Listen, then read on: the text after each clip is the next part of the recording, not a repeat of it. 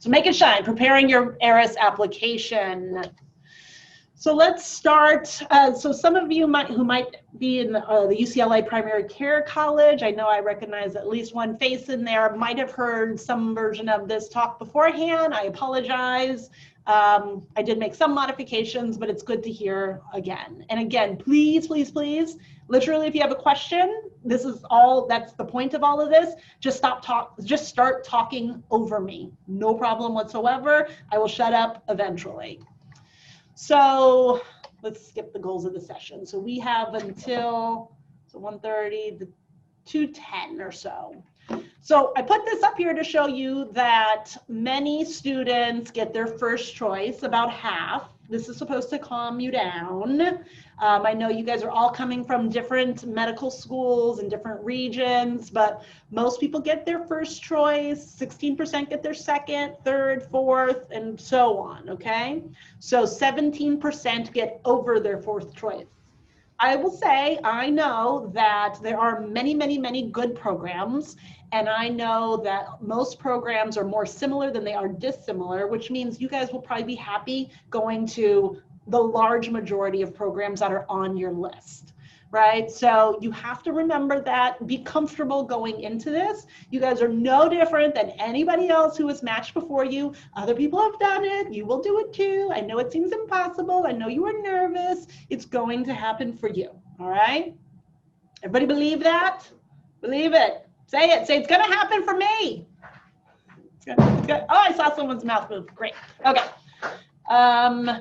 So where to apply, this is just like a little side note. Everybody knows about Frida, I'm sure. It's a AMA site. It's fantastic. You go on there, you can like search every program in California, every program in any region of the state. If you have not spent time on there, I'm trying to whittle it down. It should have links as well to the different websites. It's a great place to start. That's also where a lot of people find out what tracks, like, oh, I didn't know this place had a primary care track or a PSTP track. So you just search Frida. I actually, what does the acronym stand for? I'm not sure. It's a weird name, but that's what it is. It's Frida. So I'm an associate program director, right, for internal medicine. I actually also run resident recruitment for UCLA, and I've been in resident recruitment for pretty much my entire career. So I know recruitment quite well. So I'm going to speak from internal medicine, big program, big academic program, because that's all I've ever been at. And there are caveats, right? There are surgical programs, there are smaller programs, there are non-academic programs, but I'm going to speak from the perspective that I know the best. If you guys have a question about how might this vary if I'm applying to only community-based programs or this certain subspecialty, just stop and ask me. If I can answer it, I will. If I can't, I won't. So what do we want? We want big picture stuff, right? Residency is about taking care of people. All this other stuff, you know, research and advocacy and all this, they're all fantastic, but it's mostly, the majority of your time is spent learning how to be a physician, right? And we want hard workers. Residency is not easy. I'm not gonna say it's hard, but it's not easy. And we want people who are gonna be able to do the work.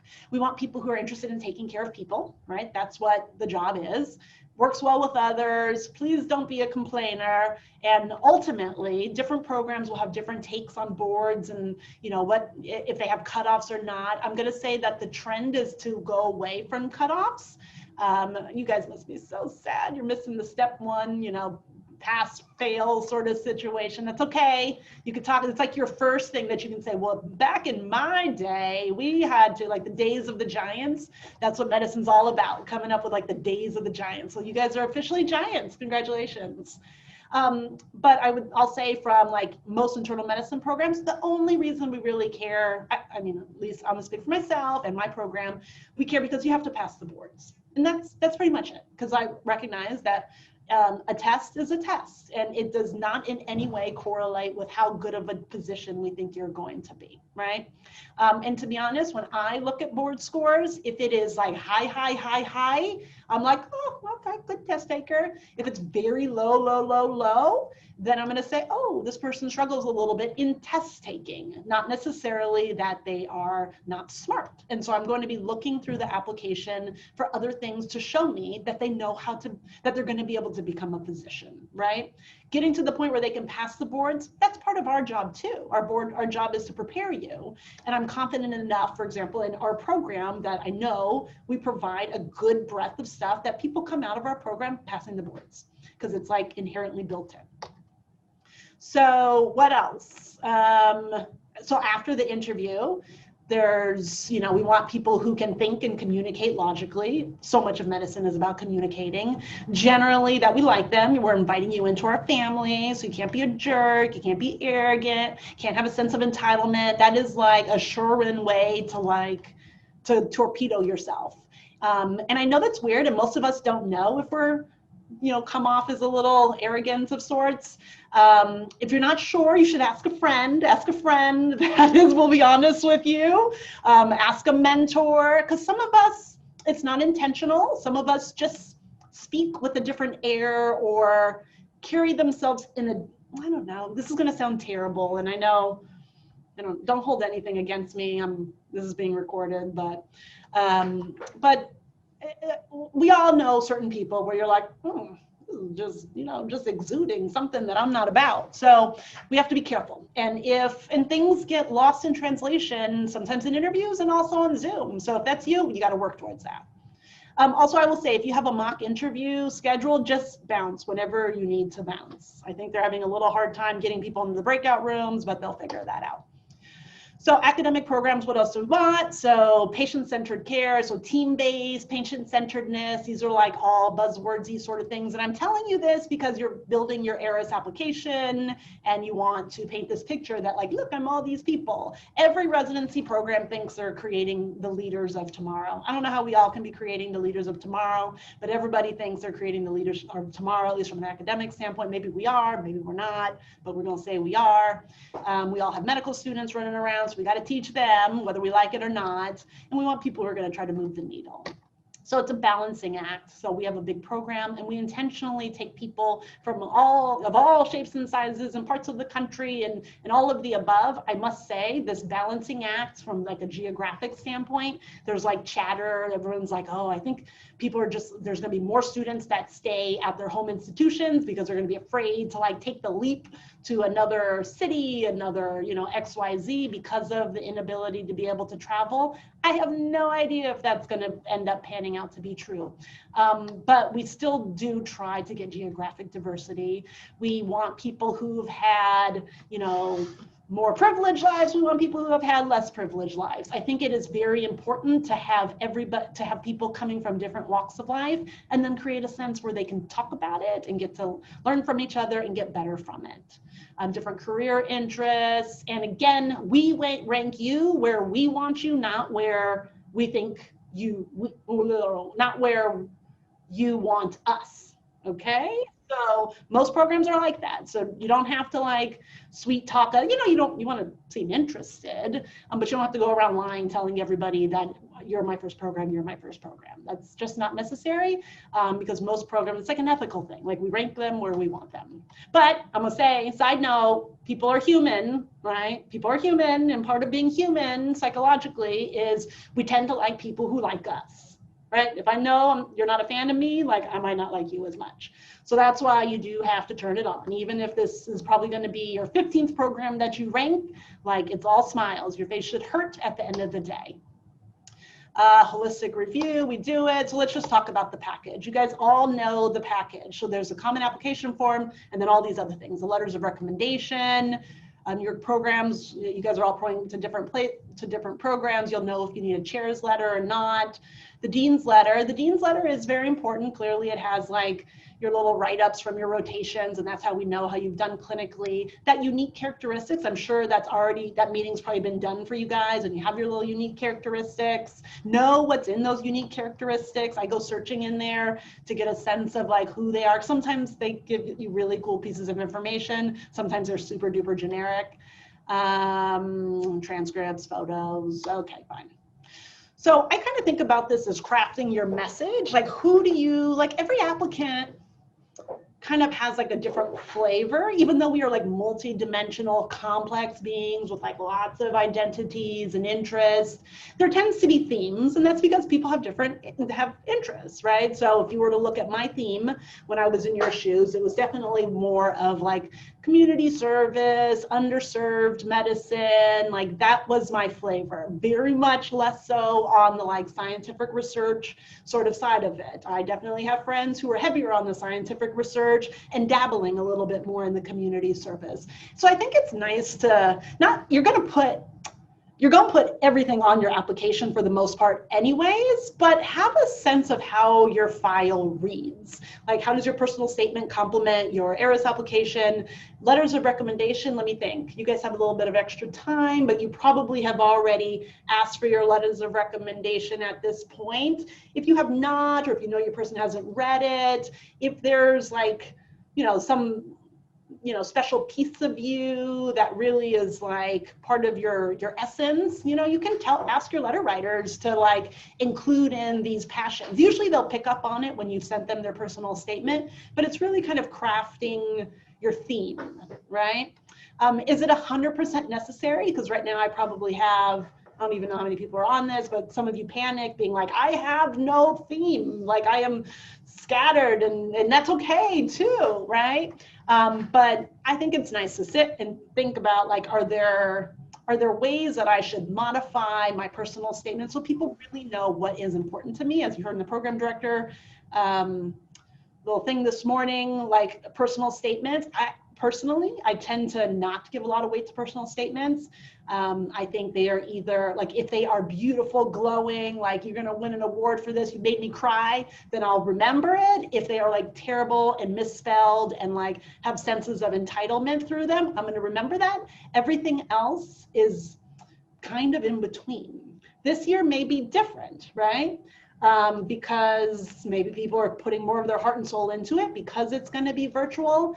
But I say this to give you guys a little bit of, make you feel a little bit less nervous or anxious about this personal statement, because they all read fairly similarly, okay?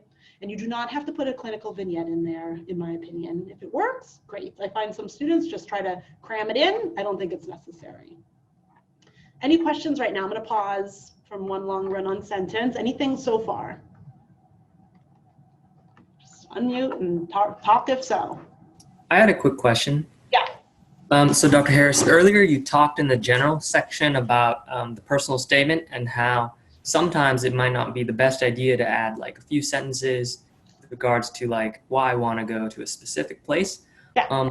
What's your opinion on having like kind of a more general few sentences about the kind of program you'd want to go to? Yeah, I'm not opposed to that. Like, that's totally fine, but like clearly just feel free, you're going to have to end up modifying, right? So if you are a heavy research person, you're going to have one application or one personal statement for the academic programs, and you're going to have another one that's a little modified for your community programs, if you in fact have community. Because if you go in strong on the research on the community, they're going to be like, he's not going to be happy here. I'm not going to give him an interview. Now, you don't want to lie, right? I'm not telling you to lie. I know it's being recorded. I'm not saying to lie, but you have to modify. You have to adjust and read the audience.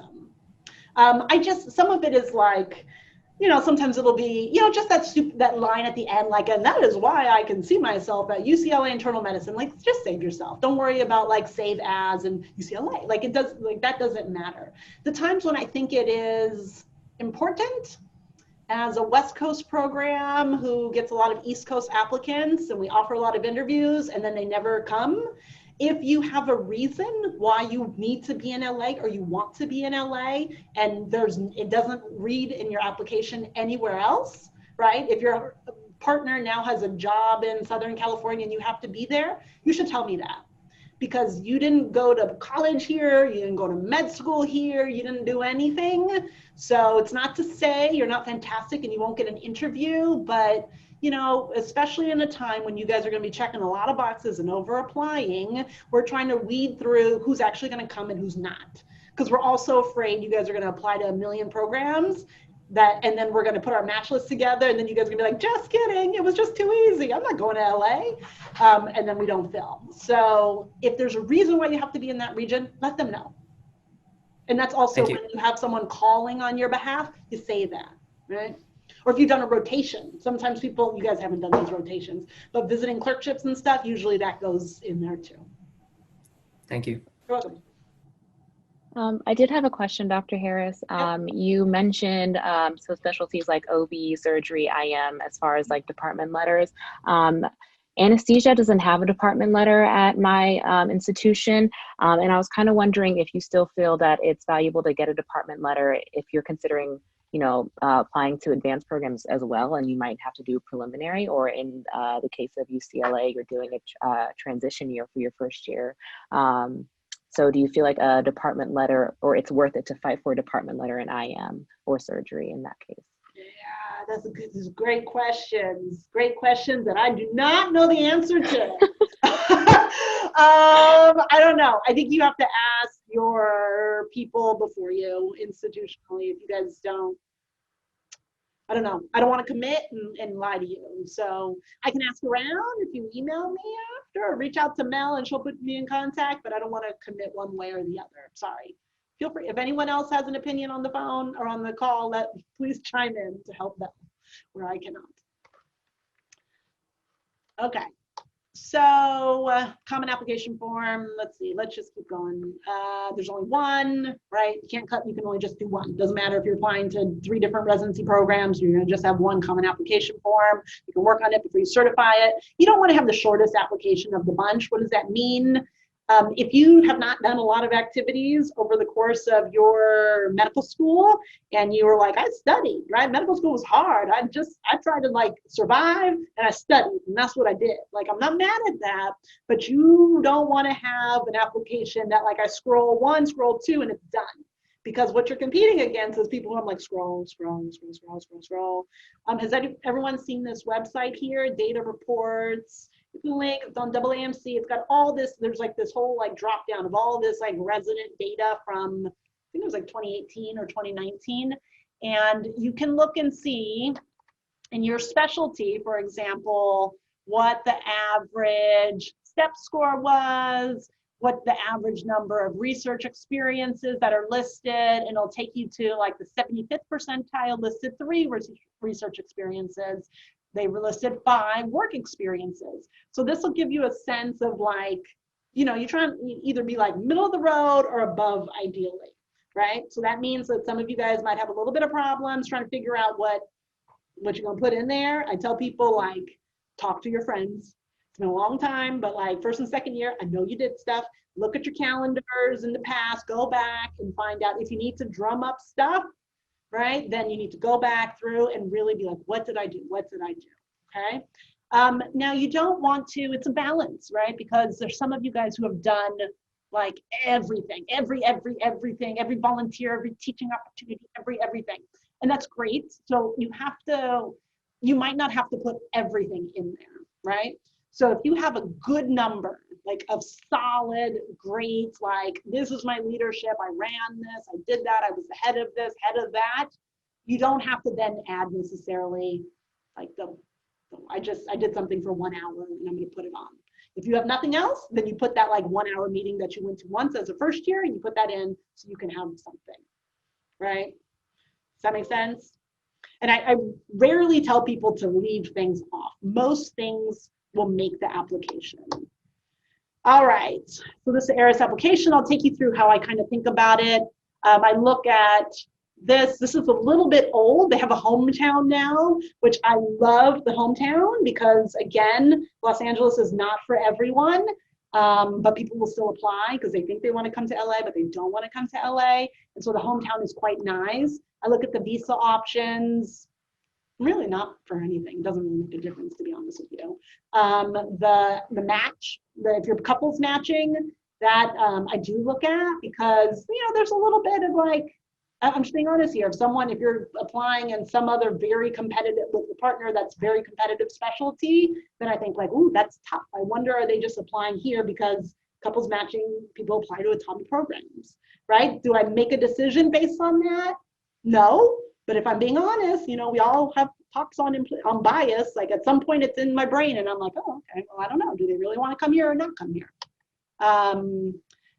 Every year we interview people who have misdemeanors. I don't think we've ever done anyone with a felony. I don't know if I've ever seen a felony, but you know, those are the sorts of things. I think you have to actually explain it. There's another little box. So if you need help working through that, talk to your advisor. You know, if you had a DUI after some college final, and you've repented, what have you, just put it in. I don't think it's going to be an issue, but you have to explain it.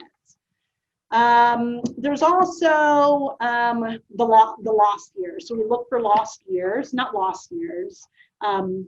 Actually, on the beginning page, another thing I do is look at the year the person was born. Not because I'm going to discriminate based on age, but because every year I kind of do a calculation. Like if you started kindergarten at age 5 and went straight through, what year would you be? And I don't even know what you guys, maybe you would be, oh, you guys are young. It's like usually it's like 1990 is when they would have been born or something like that. 1990, no, that was a long time ago, but whatever it is. And then I'll kind of like do math, like, oh, this person has like a 5-year, that's different. What do they do during that 5 years? So when I'm looking at the application, I'm trying to figure out what did they do? Did they have another job? So I'm kind of like searching to see, because like, I like people who have taken time off because it brings something different to the table. And so I kind of want to know what that is. I think that works in your favor. Medical school interruption, usually that's if you did an MPH or, you know, what have you. Honors and awards, that's where you put honors and awards. Don't put like, different schools, do what your schools tell you, but like some schools clearly tell their students to like put on, like if you got honors in your clerkships, I think that's silly. Like I see your transcript, like don't try to say an honors in medicine is an honor. It's not an honor, it's a grade. And then you have work, research, and volunteerism. Okay, so when you're deciding what to put in there, you're gonna ask yourself, what's relevant? Does this help me? Would this help select me for a residency interview? And would this be useful? You don't have to include activities that are part of the medical school curriculum. So what do I mean by that? Technically, if you did a selective or something like that, usually that you get credit for, that usually doesn't make it on. That said, I'm talking out of both sides of my mouth. There's like some people have healers arts selectives that are, something special, humanism, and like a little thing, something that they opted into. I suppose if it's a very special selective, you could put it in there, but typically you're not supposed to put things in there that are just part of your job as medical students. And stop me, these are jumpstart early, but I think there's not a lot of first and second years here. So we're gonna, but if you're a third year, save your CV to your desktop and just start adding things in, because application, if you don't, and you should start doing that now anyways, like just save your CV because forever you will be adding to this document, okay? So you guys all know the different experiences. So there's work experiences, volunteer, and research. We talked a little bit about gap years. Undergraduate experiences, I would say I would include undergraduate experiences that support your theme, support who you are, right? I wouldn't put every single thing in there. If you did something that was quite large, great, or that you're super proud of, you can add it in there. So I think if I'm reflecting back to mine and what sort of things do I see like when people, like in college, I organized this huge bone marrow transplant registry and I got 300 people to sign up and like, I'm so proud of it. Like, okay, I could put that in there, but I don't need to know like every single like little interest group we did in college. If someone has any questions about like what should make the list and what shouldn't make the list, let me know, but you don't include everything. I included all of my undergraduate research because I had literally almost nothing from medical school. So I was like, well, I can't put nothing. So I might have put a high school activity in there because I really needed help. But you want to support that theme. So pick and choose from that standpoint. And it's very rare that a high school activity will make the cut. Like if you were like a junior Olympian or something like that, yeah, okay, I want to hear that. But like, very, very little makes it. Sometimes in like the honors and awards, people will put I was valedictorian, I was salutatorian, high school. Okay, I don't mind that. That's just like one little thing, but it's not a separate list. Any questions about what I've said so far? Okay, we're cruising. All right. So let's talk a little bit about writing up these little blurbs. Who is not done with their blurbs? When I say blurbs, I mean like the little write-ups for all of your activities. Are people, well, anyways, whatever.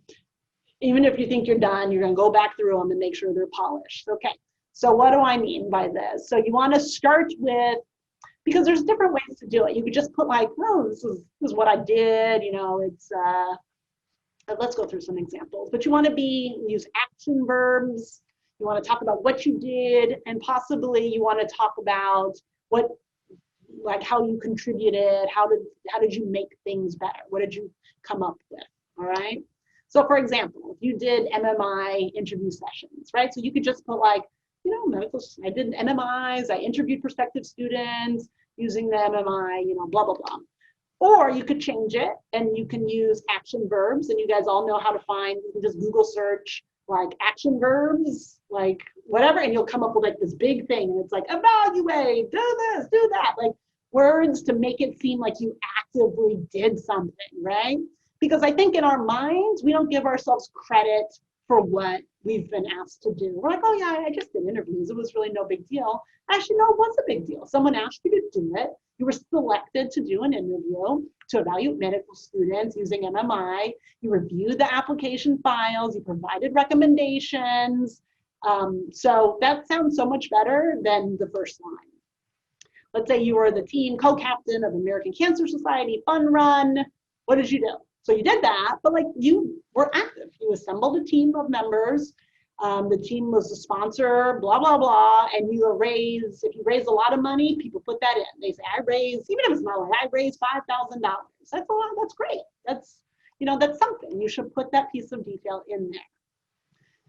What about some other things? Developed a survey evaluating student satisfaction with their medical school experience, what have you. Collaborated with a team of medical students to develop a survey, looking at the curriculum, and you took the lead. What did you do with it? You took the lead on presenting the data. So make them more formal. Use action verbs, and this takes time.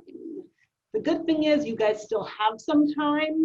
I feel like everybody agonizes over their personal statements, and then it's like a week before and they're like, oh, let me do this ERAS application thing, and then they open it and they're like, dang. And then we just write like, not BS, but like we just like write like simple statements. Like this is part of the package too, right? And we talked about making your application a little longer. Like this takes up less space than this, right? Now I don't want like a half-page write-up on one thing. Like that's just too much, right? The only thing that I see like half-page write-ups are typically are when like folks are putting all of their PhD research or a couple of years of research in there, and they've got papers in there and what have you. So if you can either bullet it, you can put it in sentences. I don't care if you bullet or sentence it. People are bullet people, some people are not bullet people, doesn't matter. Any questions about that so far, guys? I think we have a few minutes. So clinical experiences, and we should probably send these slides out for you guys as well at some point. So other ways to talk about clinical experiences. So you can organize it in a way that you talk about the setting, who you worked with, the population you served, issues you dealt with, and then what you got out of it. For example, and this will be on the next slide. Volunteered at the student-run homeless clinic, evaluating patients and reorganizing patient education materials. That's not too shabby. This is what you did, right? So you can make it more specific. So you obtained histories and conducted physical exams for homeless patients with acute medical complaints. You collaborated with other students, enhanced and reorganized patient education resources. So it just makes it seem a little bit more polished, a little bit more active, right? And then research, there's not one way to do it. I would, if you have a heavy research profile, I would probably sit down with your PI and have them look at how you're writing things up. So you can have like the extent of the problem. And again, some of these research comes a little bit, they get a little bit longer. So overview of the problem or question you're trying to solve, the range of responsibilities, were you just with the project manager, were you a supervisor, were you just doing the stats, what did you do? And what was the implications of your work? Some people decide to put the publication that they got out of the research there as well, especially if it's like submitted. If it ends up getting already accepted, then in theory, you don't have to put it in the little research blurb because it's going to be in your publication section. But sometimes people do it twice. I'm not annoyed. I get annoyed by a lot of things. That doesn't annoy me. Then I'm like, oh, okay, that's fine. So you can find this. It's like action verbs. Action verbs for writing. There's like a million of them on Google basically. Experiences. That's pretty self-explanatory. Hobbies and interests. This is another section I hated when I was in your shoes. I didn't have any hobbies or interests. I came up with something. You got to come up with something. If you have a blog, some people put blogs. If you put something, a website there, I'm going to look at it. I'm going to look at it for sure. And I'm going to be all up in it. And if it's something, we've had like fashion blogs on there, which is fine. It's okay. That's different. But I don't know. I don't know if you want to be known as like, oh, you're that applicant who had that fashion blog, because we're looking at a lot of applications, and all of a sudden you're the fashion blog person, and you should be the qualified medical person. So ask people. If you are not sure, you want to send me over to some sort of thing of yours on the web, then you need to ask somebody. Most people talk about, true hobbies, music. If you put it, they might ask you about it. Okay. I see here that it says honors and third-year clerkships. I don't like that. I wouldn't do that. This was just the example.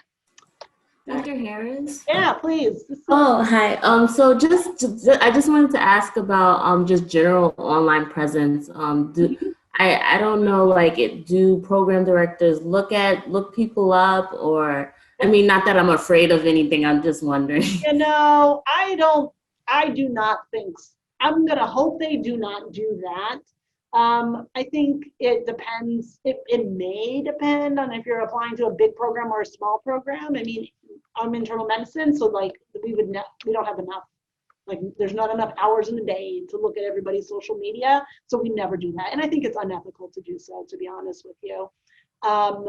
So I'm gonna say no. It's possible your administration has told you that it's a universal practice in hopes to scare you to not put craziness on there, and that's fair.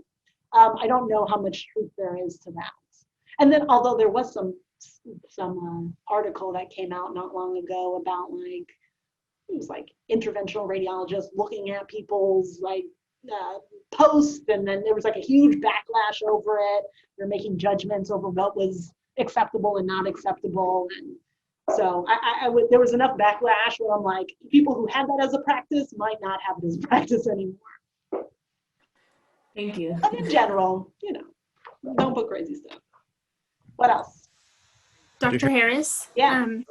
In regards to letters of recommendation, since a lot of us were pulled out of our clinical rotations this year, if we have, I know in your slide you said 4 letters of recommendation. If we have 3 clinical and then a 4th from somebody who might be a JD or PhD, but we did scholarly work with them, what's kind of the rule this year? Yeah, absolutely. I'm going to say all standard operating procedures when it comes to letters of recommendation, in my opinion, are off the table this year. You need to make sure you get some letters. I know certain programs are more snobby with regards to if we accept other program letters. So internal medicine, we like to see internal medicine letters, right? It's very rare that I'll get a neurologist letter, unless there was it was an amazing, I've known this person for however many years.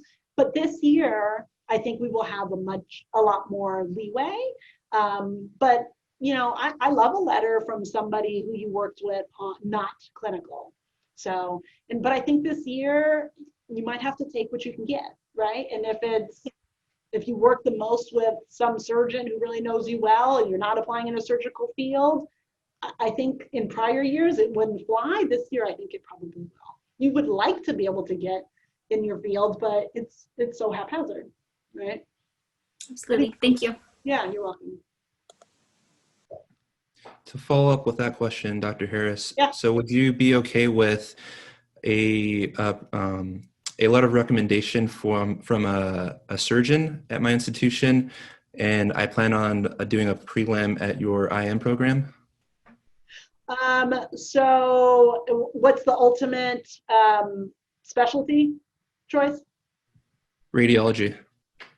Okay, radiology. So I mean the prelim. So I think so. I mean, if you're going to do, I mean, I don't do prelim interviews, but prelims, I think they're a bit more flexible as to what letters they take, because they know they're like the intermediary step.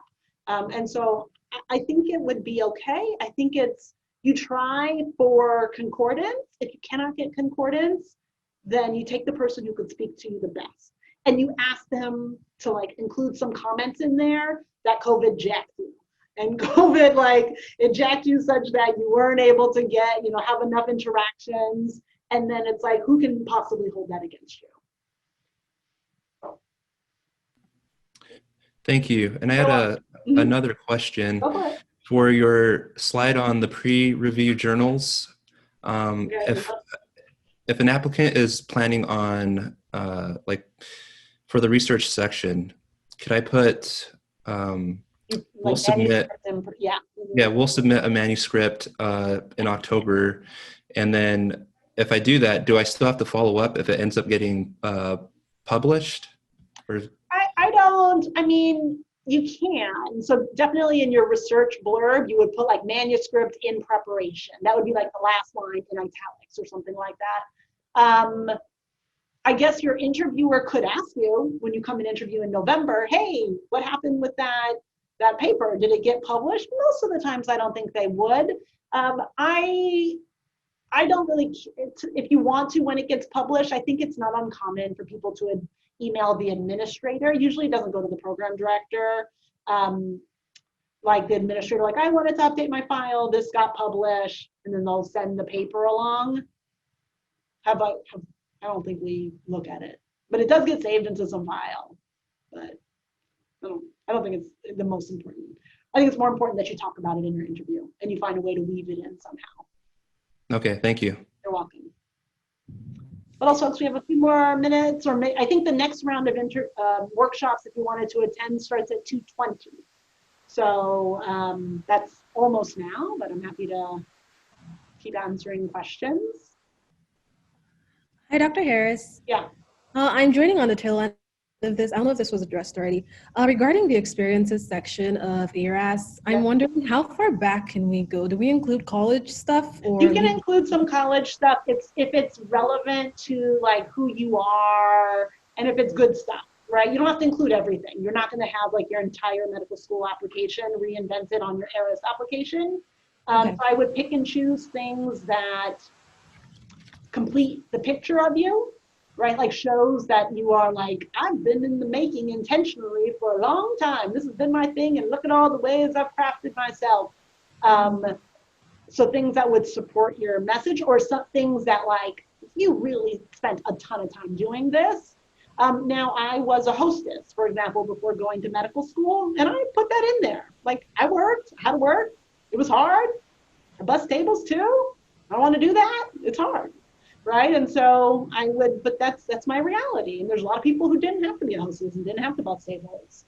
So I would include things also, like if there's things that show like perseverance, shows that like you had to fight for everything you got.